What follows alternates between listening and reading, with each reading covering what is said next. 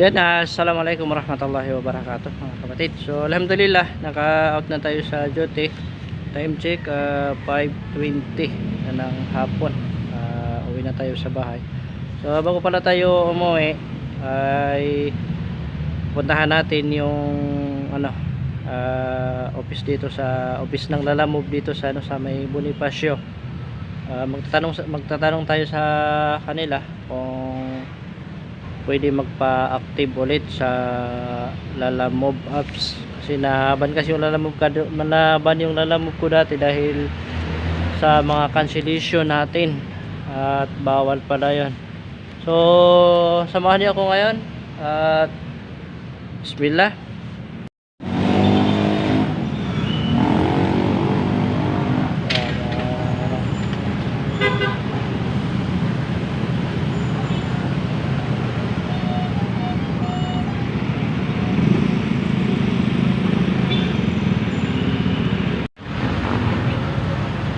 Alhamdulillah, pagkatapos natin mag-gas ng doon sa Petron at going na tayo at dito na tayo sa nito sa Uyo. Ay nako, napaka-traffic talaga.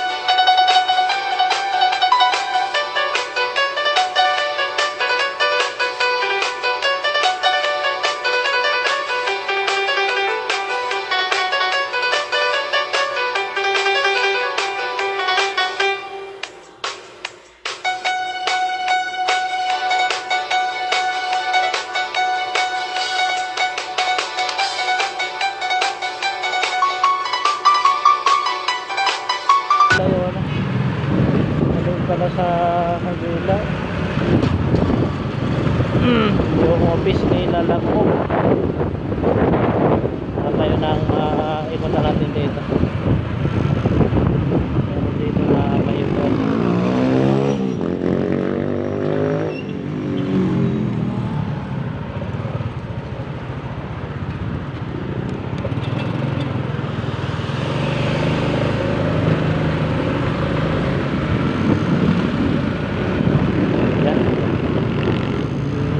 So dito na tayo, dito pala yung office nila Lalamove ayan, dito pala. Saan na yun?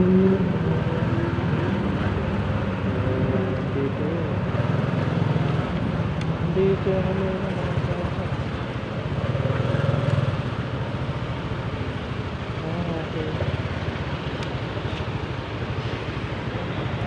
alhamdulillah, dito na tayo sa office nila Lalamove. Ayan. So pwede daw magpa-active dito yung mga limbawa naban kayo sa Lalamove. Pwede na kayo di pumunta dito sa may ano to, Bonifacio. So hanggang dito na lang yung ating video. Assalamualaikum warahmatullahi wabarakatuh.